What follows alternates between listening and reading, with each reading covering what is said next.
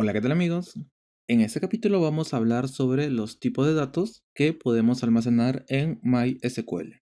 Los sistemas relacionales se caracterizan por agrupar la información en conjuntos. Puede almacenar prácticamente cualquier tipo de información en un esquema de base de datos. Cada dato que se almacena en una tabla se identifica como un nombre de campo y se caracteriza con un tipo de dato, que indica qué características tiene la información que se almacena en ese campo y así el sistema gestor de base de datos relacional optimiza el almacenamiento y el acceso.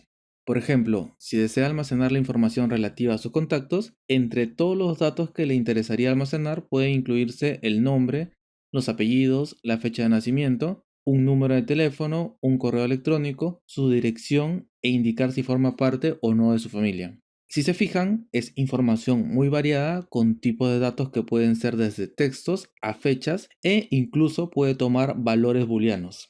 En este ejemplo, el nombre, los apellidos, el número de teléfono, el correo electrónico y la dirección se almacenarían como cadenas de texto, mientras que la fecha de nacimiento como una marca de tiempo. Y si es familiar o no, podríamos utilizar campos de tipo booleano. También es posible que desee almacenar números enteros, números decimales, grandes cadenas de texto o incluso imágenes y valores geométricos. Para ellos, MySQL nos proporciona una gran cantidad de tipos de datos. Para poder explicarlo mejor, lo que he hecho es escribir este pequeño documento con todos los tipos de datos, o por lo menos los principales, y voy a tratar de dejarle este documento en la descripción del video para que lo puedan revisar. Acerca de los tipos de datos que podemos almacenar en MySQL, lo he dividido en tres secciones. La primera sección tiene que ver con los datos numéricos. En la siguiente sección tiene que ver con los tipos de datos de fecha. Y en la tercera sección tiene que ver con los tipos de datos de cadena de carácter. Muy bien, empecemos con el tipo de dato llamado TinyInt. Nosotros vamos a utilizar este tipo de campo cuando queramos almacenar valores numéricos muy pequeños. Para ser exacto, cuando definimos un campo de tipo TinyInt, vamos a poder almacenar valores numéricos desde valores de -128 a valores de 127.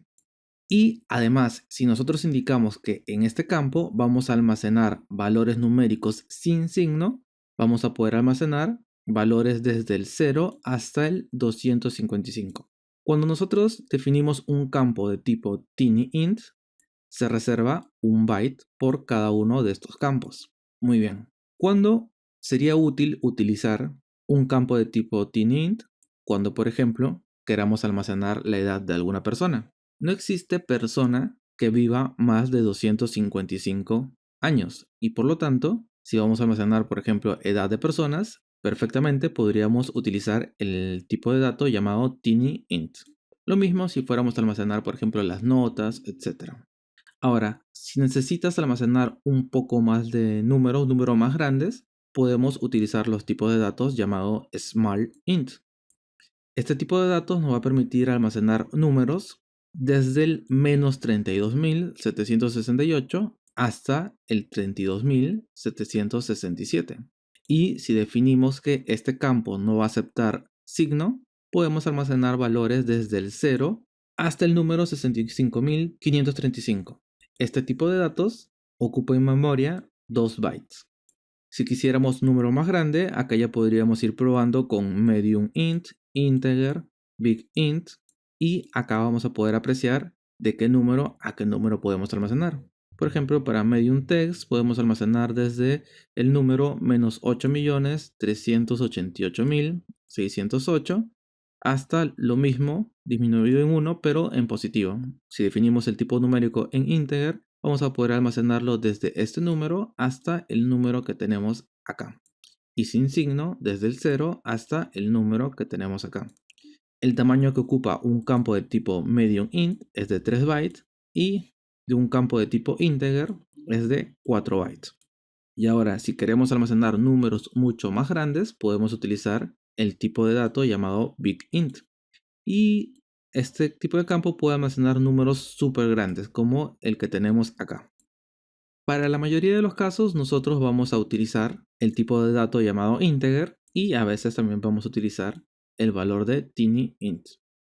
Estos dos valores o estos valores que tenemos acá, casi, por lo menos yo casi nunca lo utilizo. Siempre me muevo desde tiny_int hasta integer, pero es bueno que sepas que también existen estos valores. Ahora, todos estos que tenemos acá almacenan valores numéricos enteros. Ahora, todos estos valores que tenemos acá sirve para almacenar valores numéricos enteros. Pero, ¿qué ocurre si es que nosotros, por ejemplo, queremos almacenar valores numéricos decimales? Para eso podemos utilizar estos tipos de datos: decimal, numeric, float y double, el que tenemos acá. Si definimos un campo de tipo decimal, vamos a utilizar los campos de tipo decimal cuando queremos almacenar valores con decimales con precisión muy exacta. Por ejemplo, si vamos a almacenar cálculos científicos donde la precisión debe ser muy exacta y si redondeas algún valor se pierde la significancia, entonces definimos un campo de tipo decimal. Cuando definimos el campo de tipo decimal, se define con precisión y escala. La precisión representa el número de dígitos decimales significativos y la escala representa el número de dígitos que puede almacenarse a continuación del número decimal. Perfecto. El campo numeric es igual que el decimal y luego tenemos dos tipos de datos: el tipo de dato flotante y el tipo de dato doble. El tipo de dato flotante lo vamos a utilizar cuando queremos almacenar también valores numéricos, pero digamos que la precisión no es tan relevante, en el cual, por ejemplo, nos daría igual si que redondee de 3.567 a 3.56, ese redondeo donde se pierde un poco de significancia.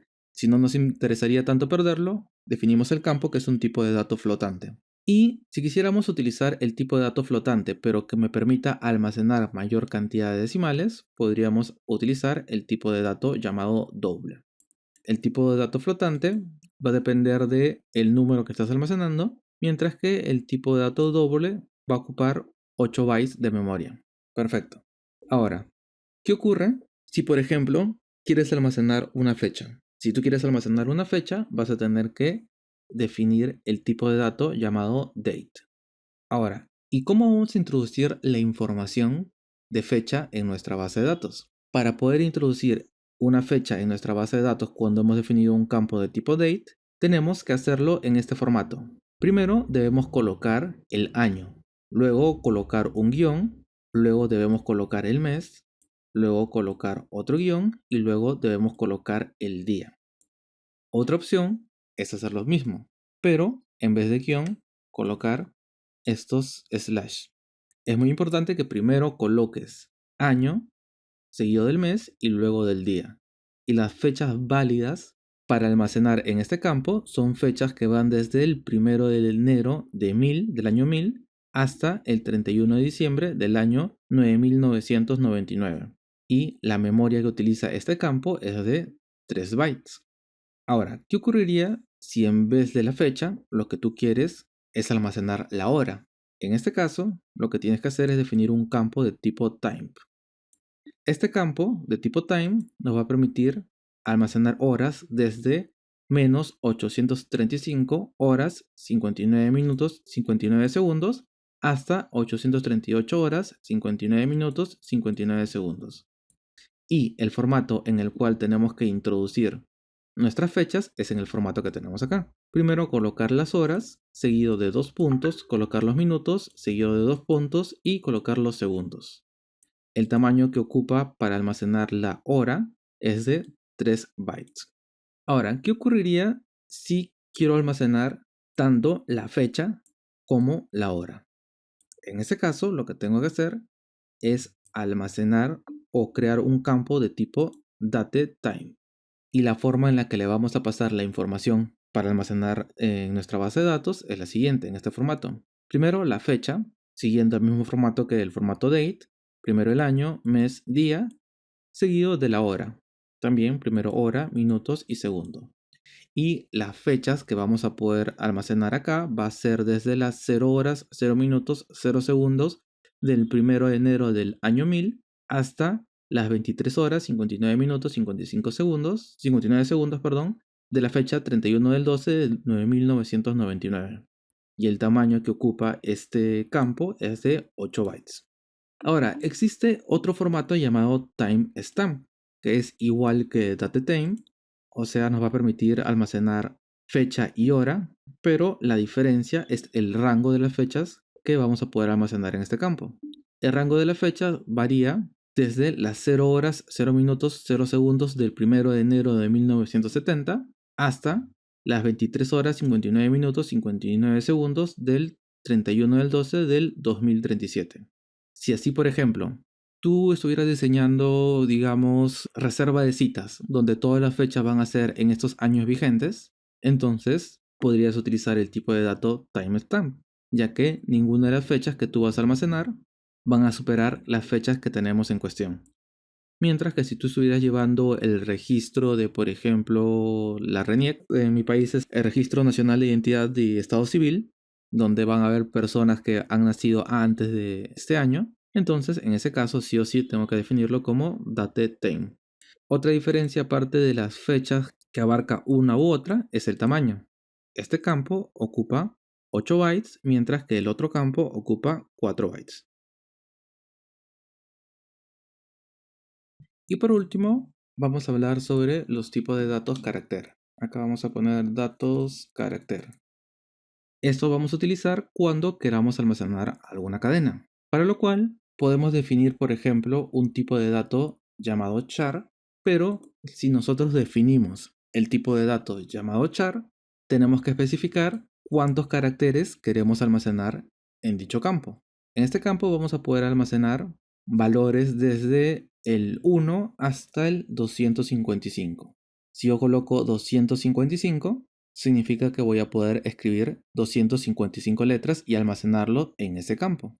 Pero si colocara, por ejemplo, 64, solo me dejaría colocar 64 caracteres. Si yo intentara almacenar 65 caracteres, uno más me va a dar un error. Ahora, si yo he definido que acá va a haber 64 caracteres, se va a reservar en memoria 64 bytes para ese campo.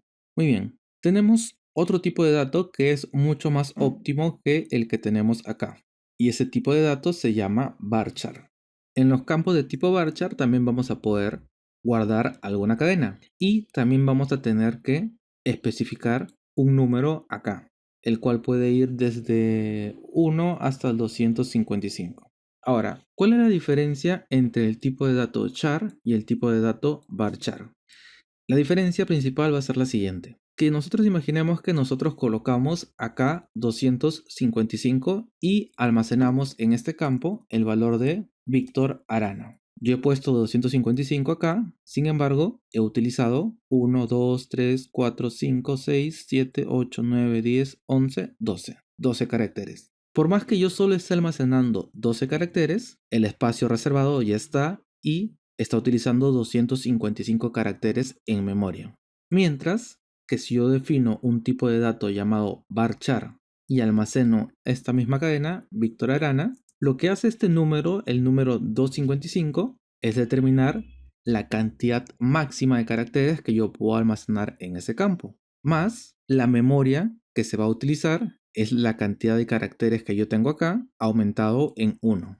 Es decir, como acá estoy utilizando 12 caracteres, la memoria que se va a utilizar para almacenar esta información es de 13 bytes. Mientras que, como mencioné, acá la memoria que se va a utilizar es 255. Es por eso que es mucho más recomendable utilizar el tipo de dato llamado varchar, ya que MySQL optimiza la memoria que se utiliza cuando guardamos información en este campo. Ahora, ¿y qué ocurre si es que nosotros queremos almacenar información mayor a 255 caracteres? Como mencioné, el tipo de dato varchar solo me permite almacenar hasta 255 caracteres, pero si yo quisiera almacenar mayor información, lo que tendría que hacer es definir un campo llamado de tipo text. Los campos de tipo text nos permiten almacenar texto con una longitud máxima de 65.535 y el tamaño que se le va a asignar o que se va a reservar para almacenar la información va a depender de la longitud del texto que estamos almacenando, aumentado en 2 bytes. Y por último tenemos los tipos de dato blob, que son objetos binarios con longitud variable hasta 65.535 bytes. Solo para terminar, También tenemos los tipos de datos llamado medium, lo mismo que teníamos acá que era medium int y big int. También tenemos los tipos de datos medium text y long text, que nos sirven cuando queremos almacenar muchos mayor caracteres que los que tenemos acá. Imaginemos que nosotros escribamos blogs súper extensos o estamos escribiendo un libro online donde esta cantidad nos va a quedar muy corta.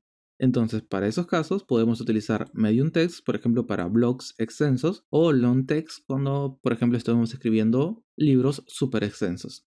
Actualmente no tengo la cantidad exacta de cuál es cuál, pero nos permite guardar una barbaridad de información que tranquilamente podrían buscarlo en internet para saber exactamente cuál es la cantidad máxima de bytes que podemos utilizar en estos dos campos.